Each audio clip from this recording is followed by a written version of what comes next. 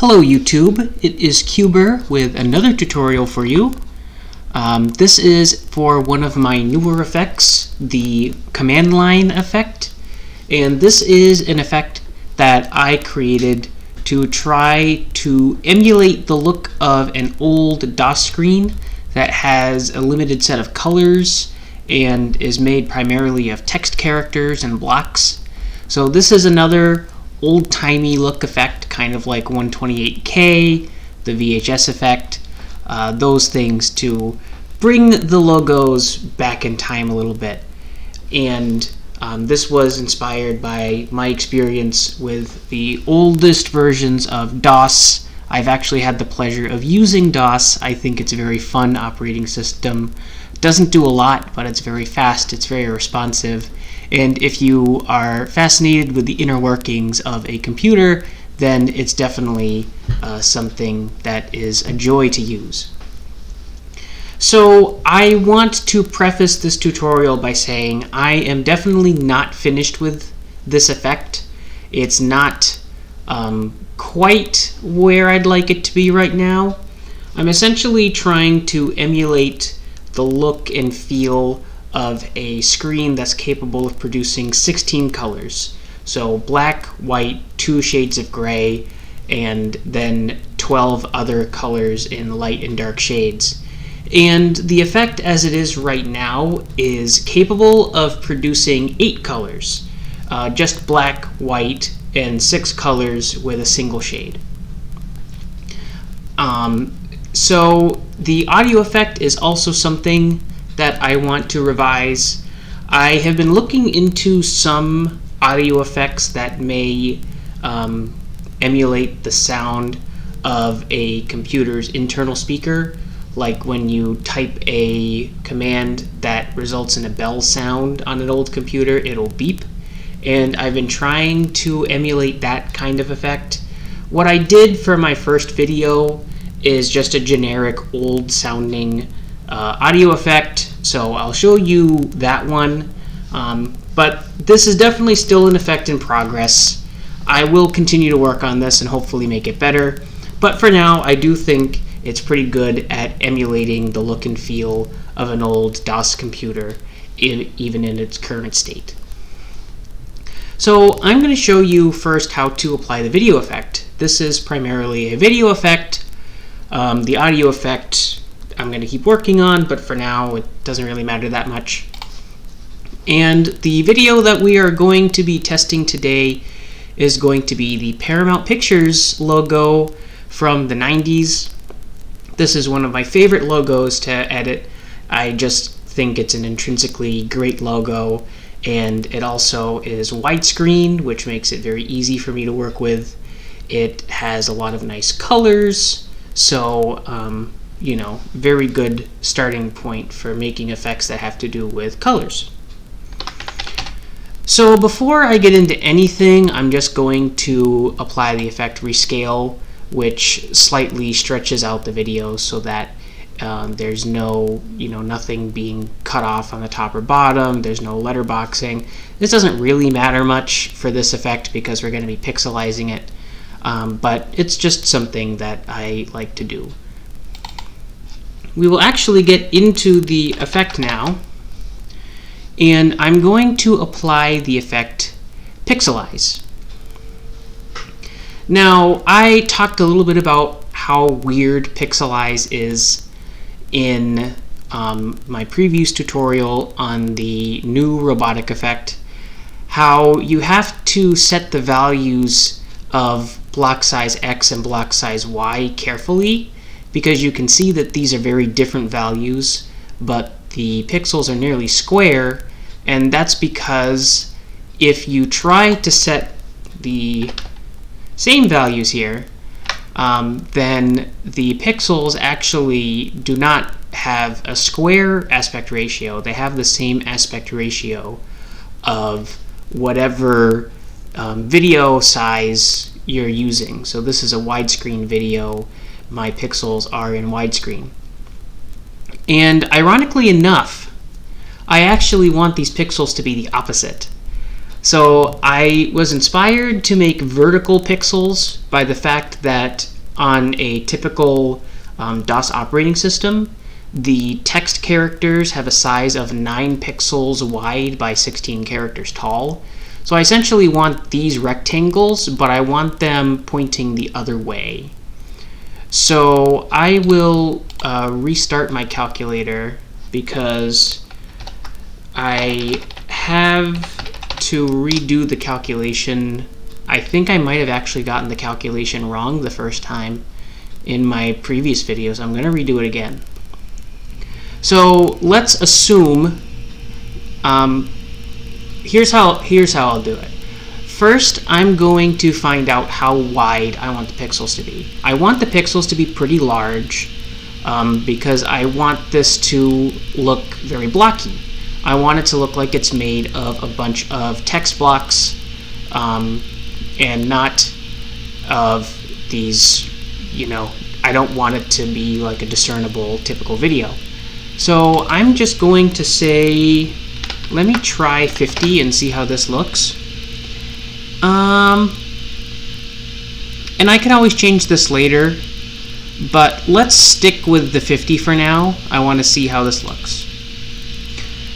So now I'm going to go into my calculator, and I want these pixels to be 9 by 16, essentially, instead of 16 by 9.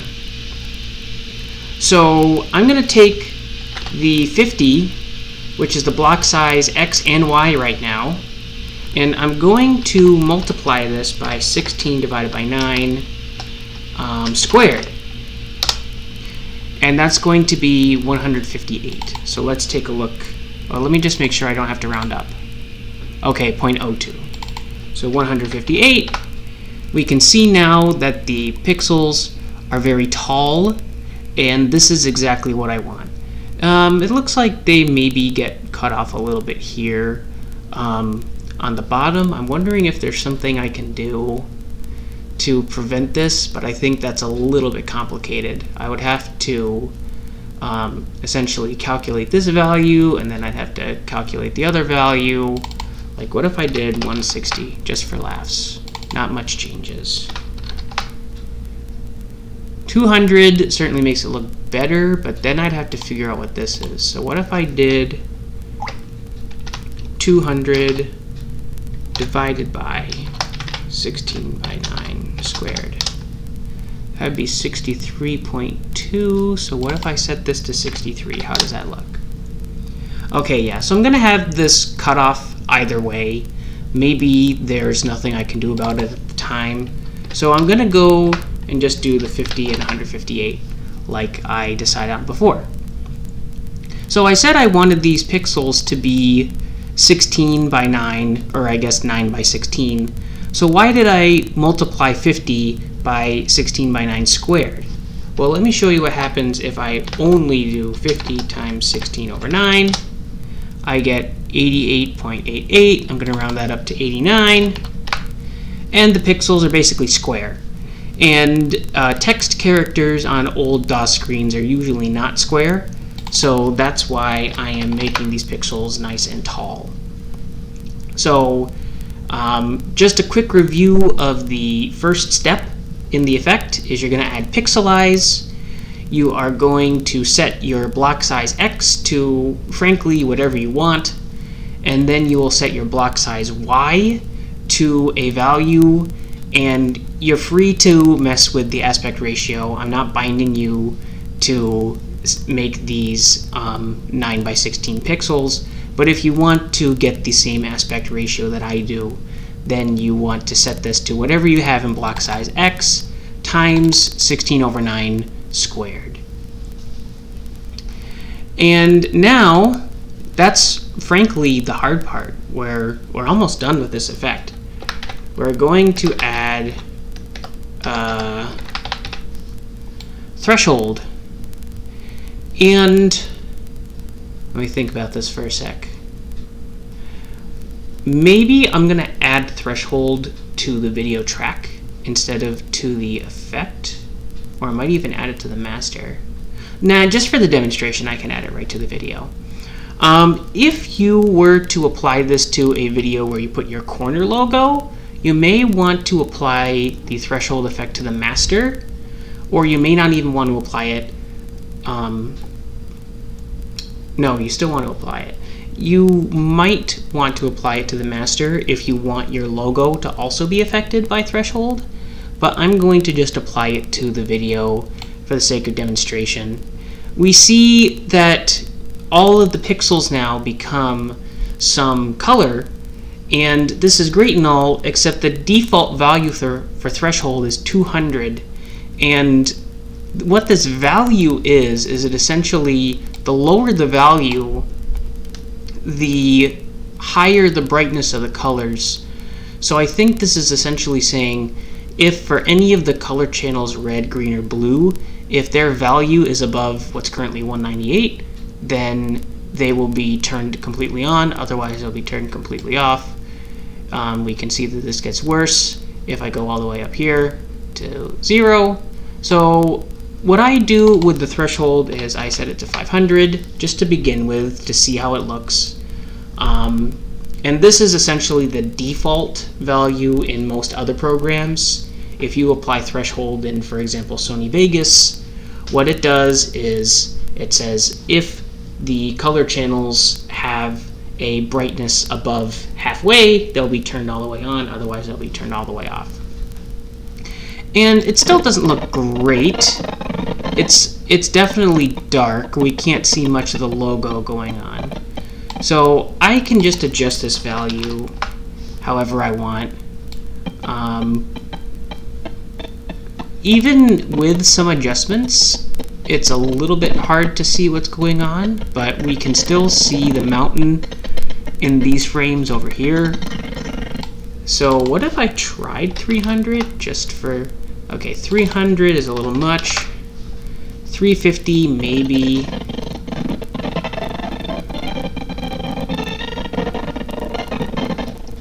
So I'm happy with 350 here because I can sort of see the mountain. It's hard to see because it's so blocky, but I want the video to be blocky. That's intentional. The brightness is just enough that I can see most of the features of this video, and the threshold effect is being applied all over. So there's your video effect.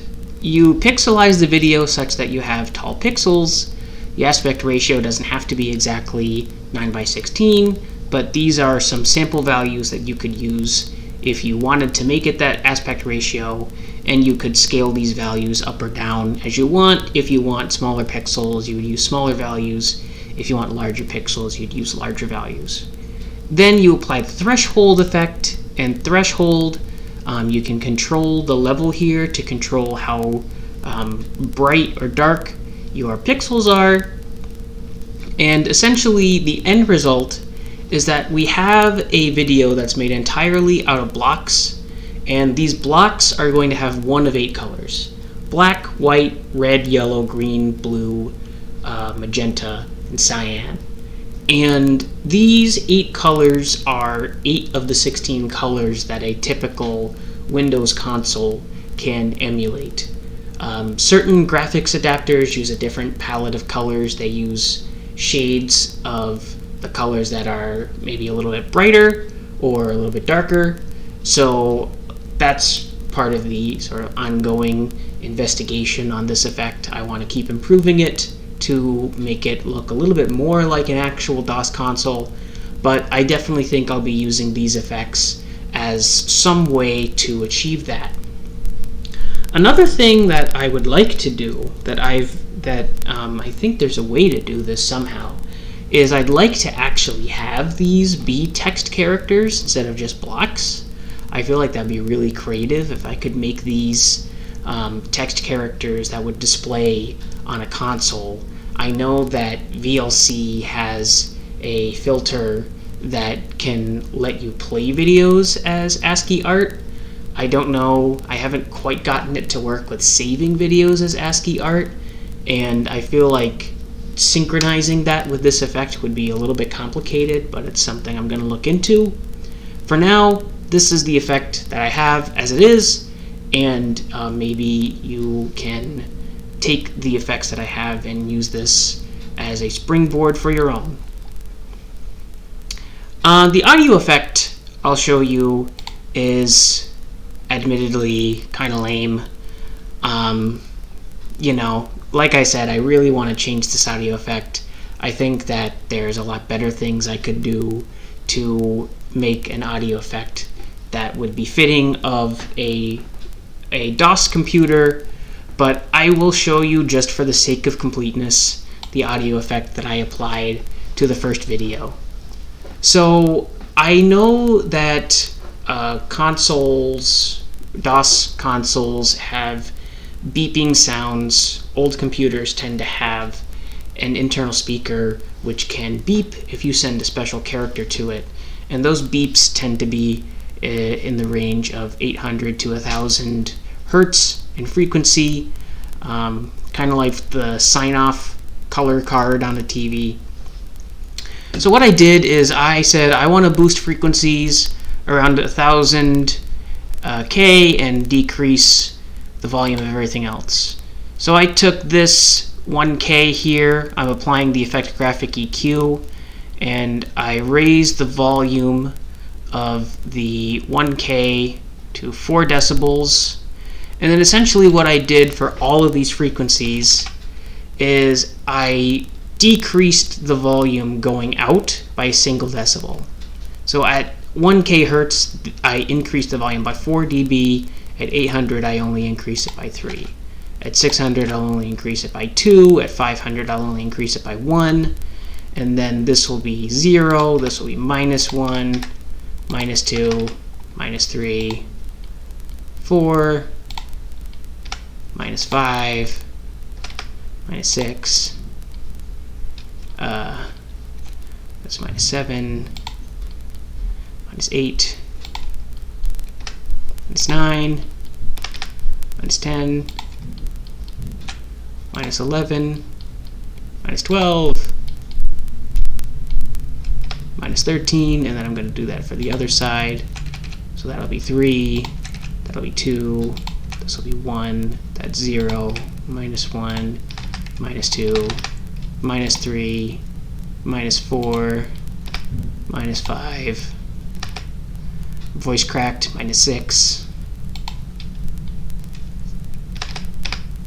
-7, -8, and then -9. So this just boosts sounds that are closer to 1000 hertz in frequency. And I mean, I'll play it. You might not notice much of a difference.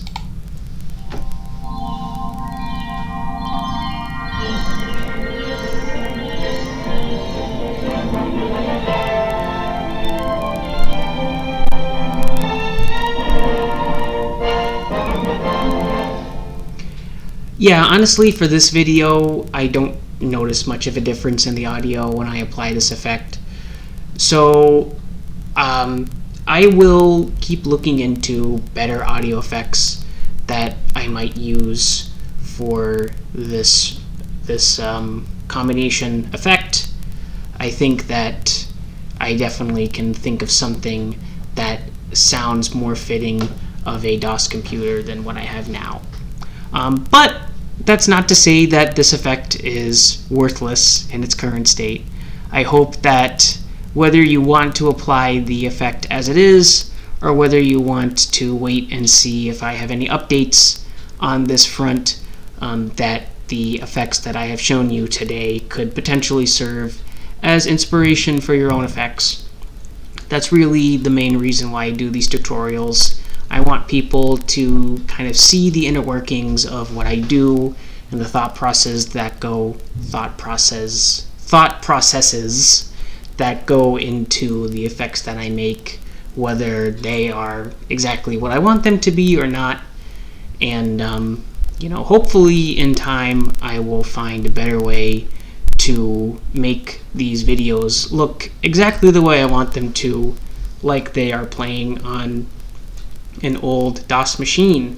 And I'll keep working at that.